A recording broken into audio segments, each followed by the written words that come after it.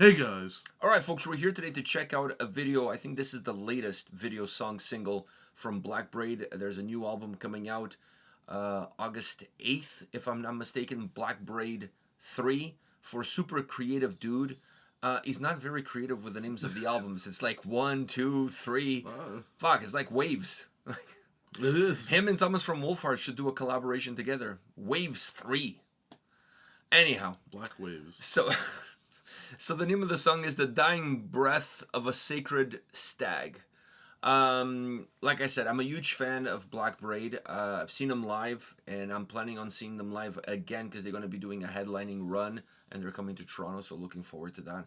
I think in the world of black metal, these guys really bring a different take, a different spin, and I think they're super good at what they do. And I honestly, I've loved every record.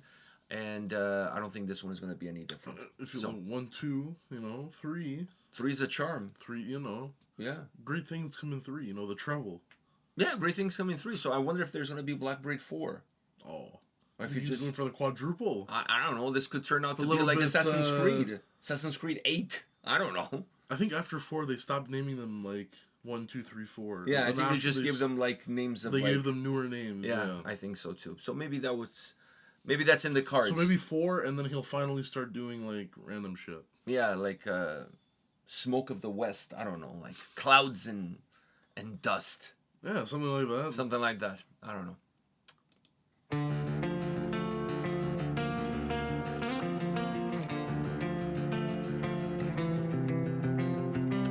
By the way, I love the acoustic guitar.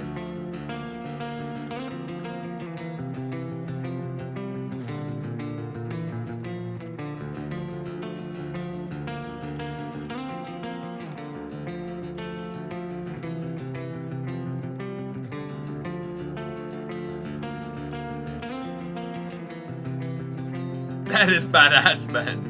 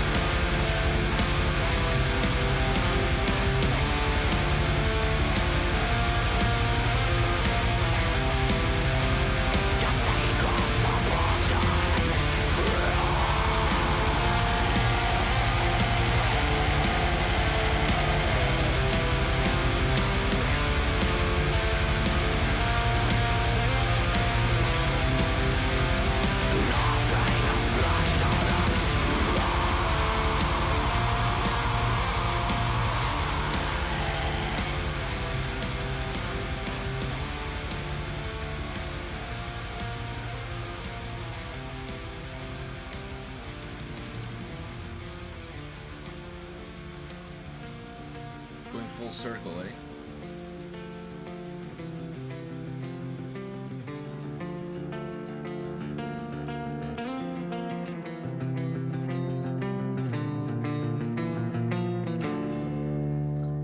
Oh, that was fucking good.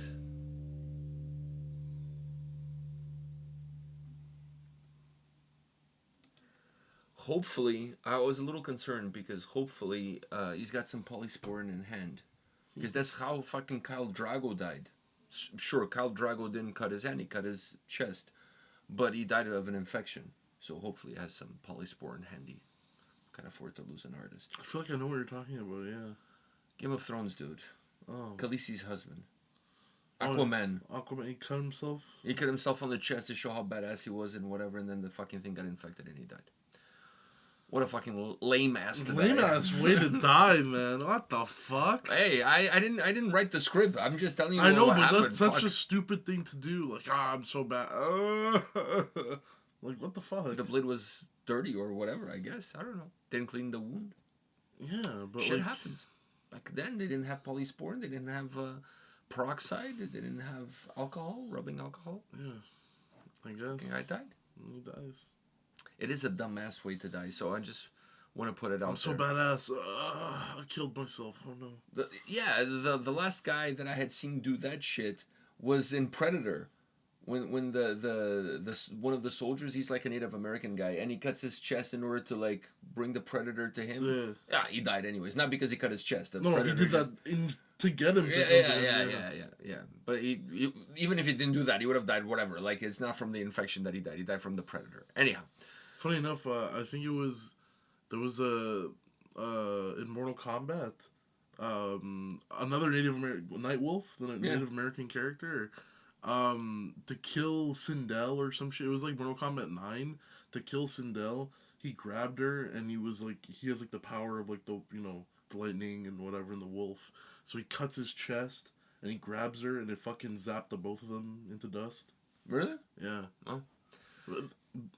I think he's my favorite. I feel like the cutting yourself, like, there's got to be a It's like deeper meaning. There's a deeper meaning to it. There's got to be a deeper meaning to it, like well, a that's probably what it symbolism is. to it, a deeper meaning. The cutting yourself is to bring the animal will smell the blood and brings it to you, and then you kill the animal.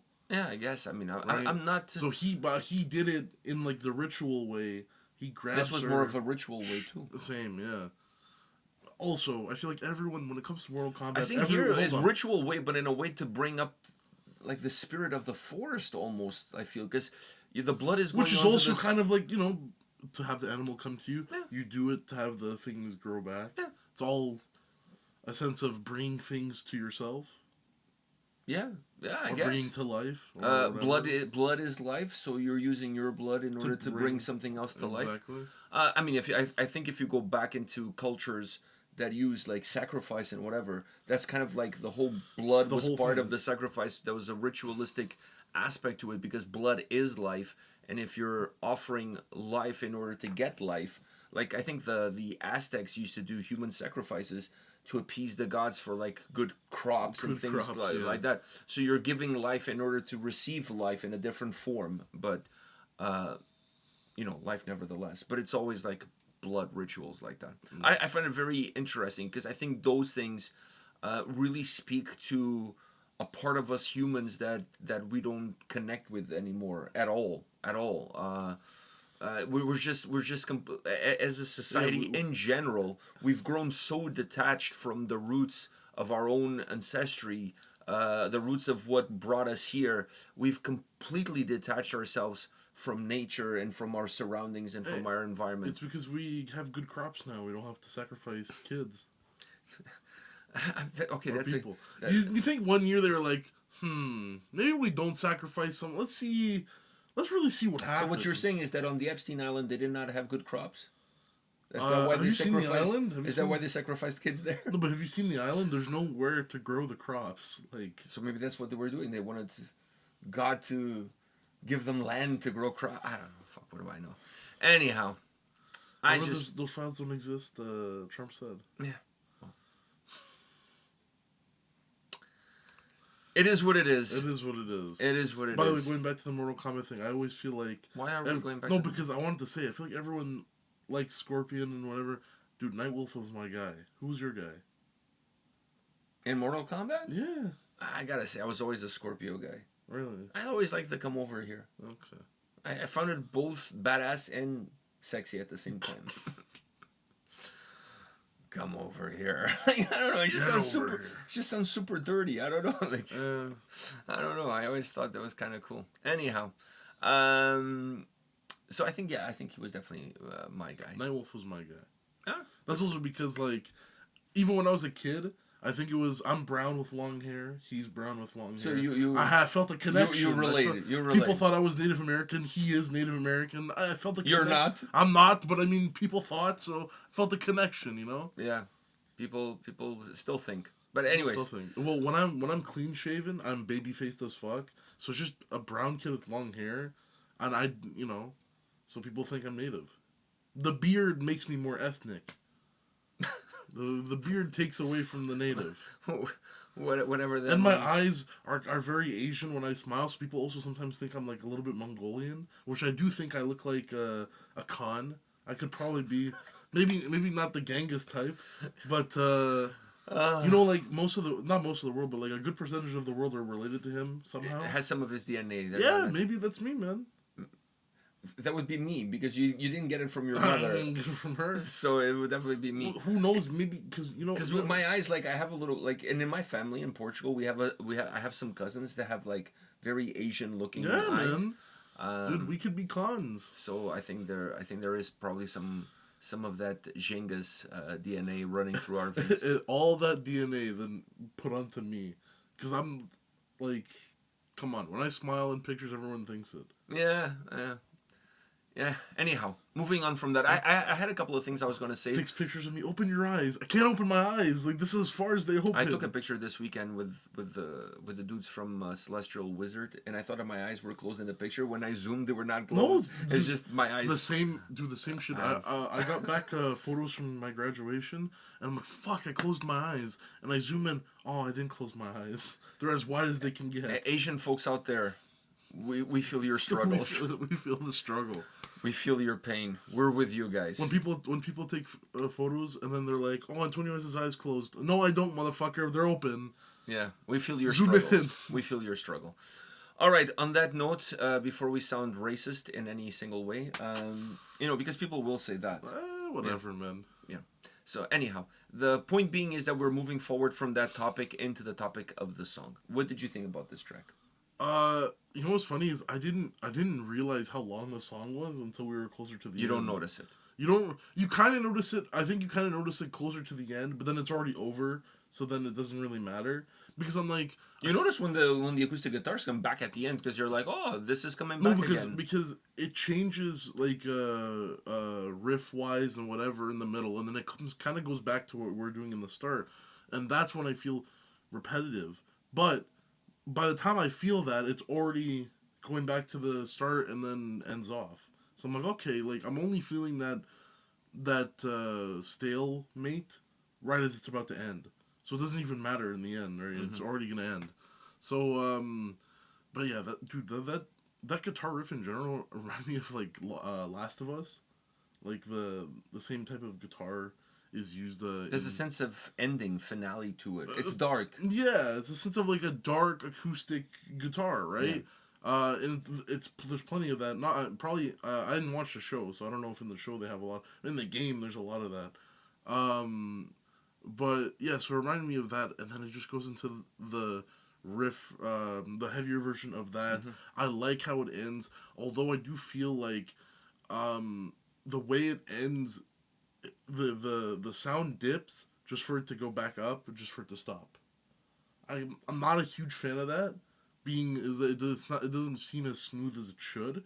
I feel like if you're already gonna do the acoustic end off, you should start overlaying the acoustic around the end and then cut it and just have the acoustic. Don't dip down just to cut into the acoustic, because then the acoustic got louder and then finished. Yeah, that I agree with you. Sonically, it doesn't make sense. It should have been better in the same way the song starts off acoustic and then intertwines really well into the way the song way it should end. And this is the same way it should end. Sonically, it doesn't make sense. The ending is a little bit slightly more abrupt. Because then I felt like it was getting louder. I'm like, oh fuck, we're getting louder, and then it stops. Yeah. So I'm like, that part I agree with you, but it's very minimal. Oh, that's my only grief with the song, pretty much. Is that.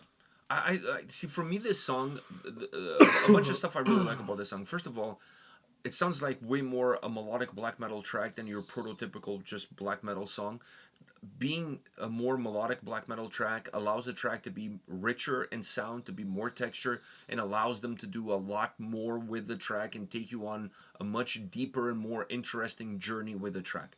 The other thing I notice about this song versus the tracks, for example, on Blackbraid 2, is that this song is way darker than almost anything that Blackbraid 2 had to offer.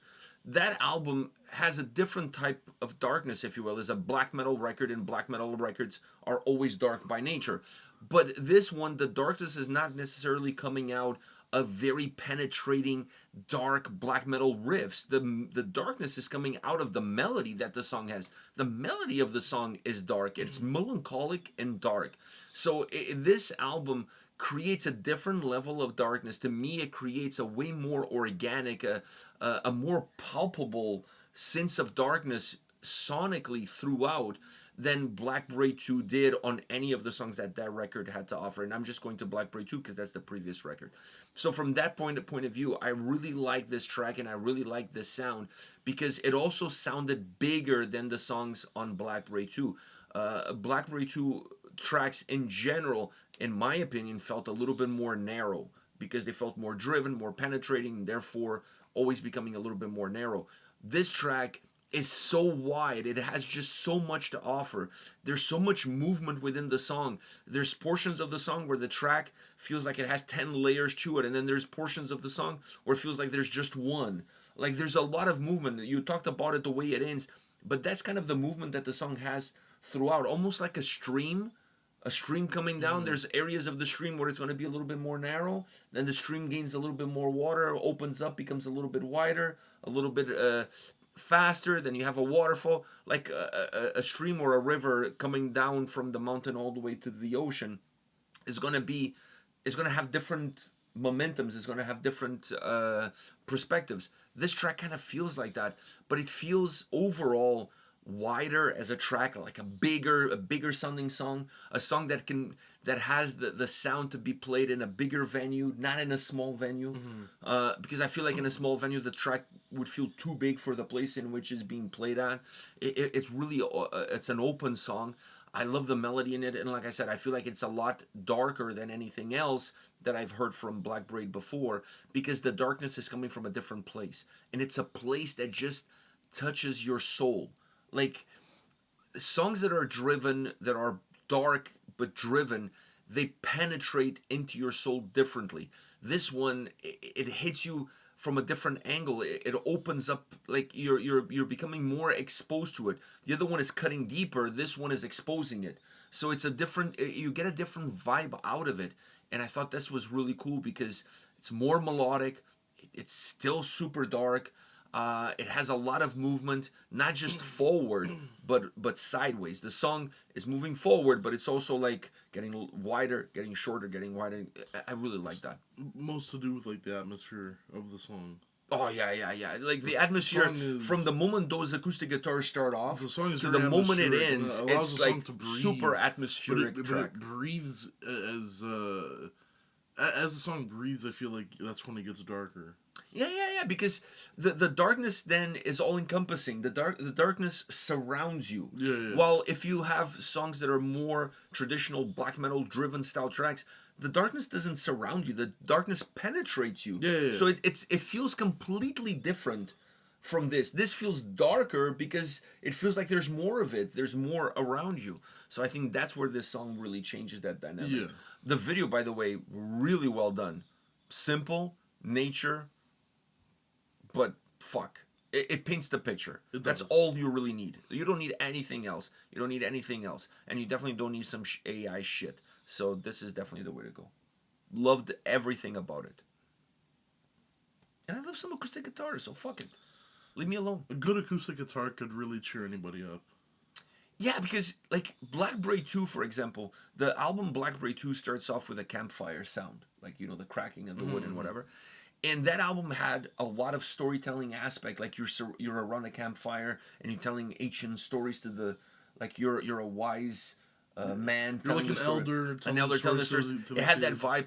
My only beef with that record is that, in my opinion, the album should have ended with the same crackling of the fire at the fireplace. That would give a complete sense of sequence from beginning all the way to the end. That was my only pet peeve, because if you're gonna start off the album like that, like, you need to end the album like that in order to give the record that sense.